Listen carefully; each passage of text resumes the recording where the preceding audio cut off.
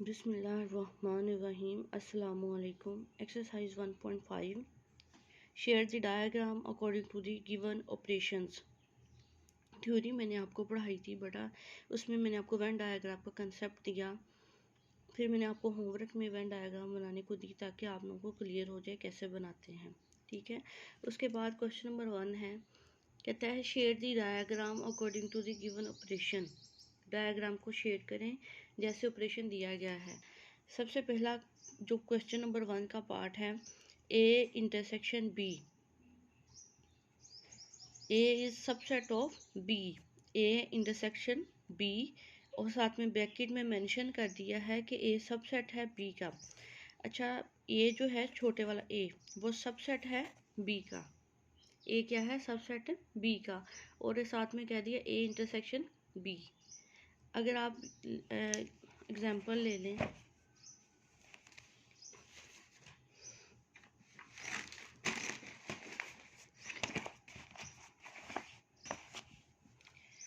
ए हमारे पास 1 2 3 है और बी हमारे पास 1 2 3 4 है। कहता है ए सबसेट है बी का। ए सबसेट है बी से क्या मुराद है, ए के सारे एलिमेंट्स बी में हैं, ए के सारे एलिमेंट्स बी में हो और बी के सारे एलिमेंट्स ए में हो, तो क्या कहते हैं, ए का सबसेट है, ए सबसेट है बी का। देखें ए 1 2 3 बी में है ना, और बी के 1 2 3 जो मतलब बी में तो 1 से लेके 4 तक है ना, लेकिन बी के जो इसके जो एलिमेंट्स हैं वो तो मिलते जुलते हैं ना, तो यानी बी कौन सा बड़ा सेट है, बी बड़ा सेट है और ए क्या है छोटा सेट है, लेकिन ए सब सेट है बी का, यानी ए के सारे एलिमेंट्स बी में हैं। और आप देखें कि इंटरसेक्शन ले लें इनका, ए इंटरसेक्शन बी, जब इंटरसेक्शन लेंगे तो ए की वैल्यू क्या है 1 2 और 3, इंटरसेक्शन बी की वैल्यूज़ क्या है 1 2 3 और 4। तो इंटरसेक्शन में हम कॉमन देख रहे होते हैं, कॉमन क्या है 1 2 और 3, 1 2 और 3 कॉमन क्या आया है 1 2 3। तो 1 2 3 किसकी वैल्यू है, ए की वैल्यू, 1 2 3 किसकी वैल्यू है ए की, आंसर क्या है 1 2 3, ए की वैल्यू आई है, तो आपने ए को शेड कर देना, क्या कर देना, ए को शेड कर देना है। ठीक है, ये मैं आप पूरा कर लीजिए, ये मैं थोड़ा कर रही हूँ। ठीक है, उसके बाद कहता है ए यूनियन बी, और हमें पता है यूनियन में तो सीक्वेंस से सारे एलिमेंट्स एक बार हम लिख लेते हैं। B is a subset of A, यहाँ पे कह दिया है कि बी ए का क्या है सबसेट है, बी ए का क्या है सबसेट है, यानी बी जो है वो छोटा सेट है, ए बड़े वाला सेट है, और यूनियन लेना है तो यूनियन में सारा शेड हो जाएगा। यूनियन में हम क्या करते हैं, सारा शेड करते हैं, सारे को शेड कर देना आपने।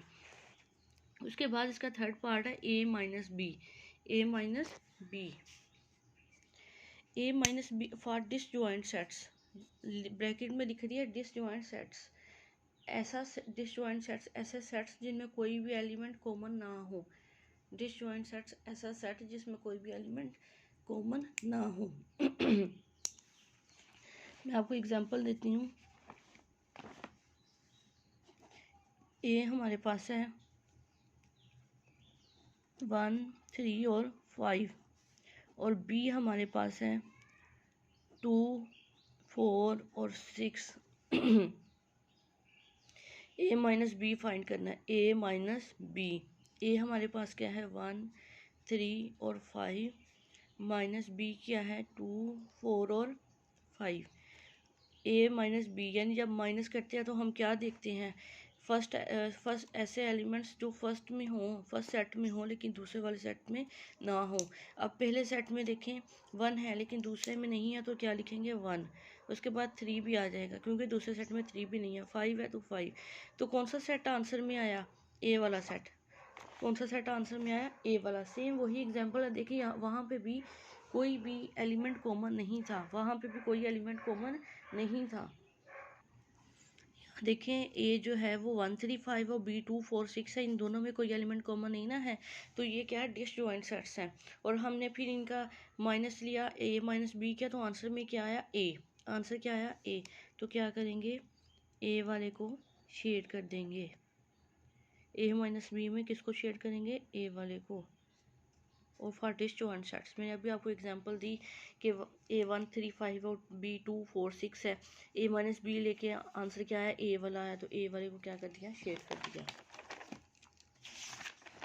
उसके बाद नेक्स्ट है बी कम्प्लीमेंट। बी कम्प्लीमेंट से क्या हो रहा था, यू में से बी को माइनस करना। ऐसे ही बताया था ना मैंने आपको, बी कम्प्लीमेंट से क्या हो रहा था, यू में से बी को माइनस करना। कोई भी कम्प्लीमेंट, एम कम्प्लीमेंट ले लें तो यू में से एम को माइनस करना, एन कम्प्लीमेंट ले लें यू में से एन को माइनस करना, जी कम्प्लीमेंट ले लें यू में से जी को माइनस करना। यहाँ पे है बी कम्प्लीमेंट, यू में से बी को माइनस करना। जब यू में से बी को निकाल देंगे, जब यू में से बी को निकाल देंगे, मैंने यू में से बी को निकाल दिया तो बाकी क्या रह जाता, फिर यही रह जाता। जब बी वाला सेट ही निकाल दिया तो बाकी क्या रहता है, यू वाला। तो यू वाले को क्या कर देना है, शेड कर देना है सारे को। यू में से बी को निकाल दिया। अब यहाँ पे है A intersection B, A intersection B. और फिगर जो बनाई हुई है ना, ये जो वेन डायग्राम बनाई है, इसमें ये ओवरलैपिंग वाला भी बनाया गया है। इसमें ओवरलैपिंग ये वाली जो बनाई गई है ना, ये वाली, ये ओवरलैपिंग से मुराद है कि ये जो ए और बी का दो सेट है ना, इनमें कुछ ना कुछ कॉमन है।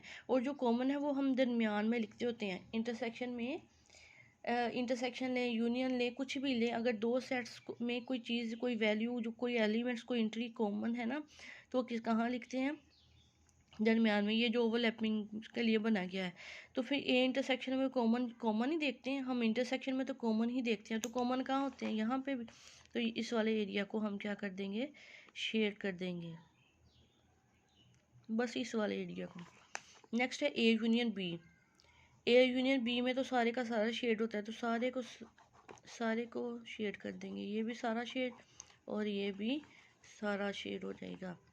उसके बाद क्वेश्चन नंबर 2 है, कहता है अगर ए हमारे पास, यू हमारे पास 1 से लेके 10 तक हो और ए है 1 4 8 9, B 2 3 4 7, then show that A minus B is not equal to B minus ए।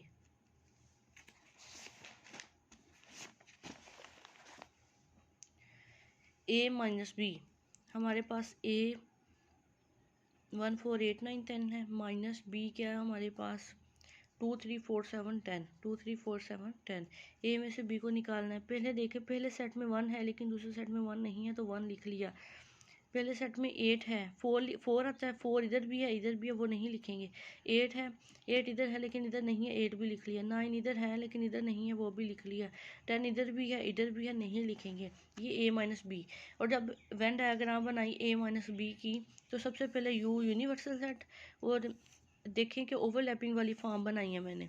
क्यों बनाई, क्योंकि इन दोनों में कुछ कॉमन था। कुछ क्या कॉमन था, 8 भी कॉमन था, 10 भी इधर, 8 10 इधर भी है, 8 10 इधर भी है, सॉरी 4 10 इधर भी है, 4 10 इधर भी है। तो कॉमन वाली जगह यही है जहाँ हम कॉमन लिखते हैं ओवरलैपिंग में।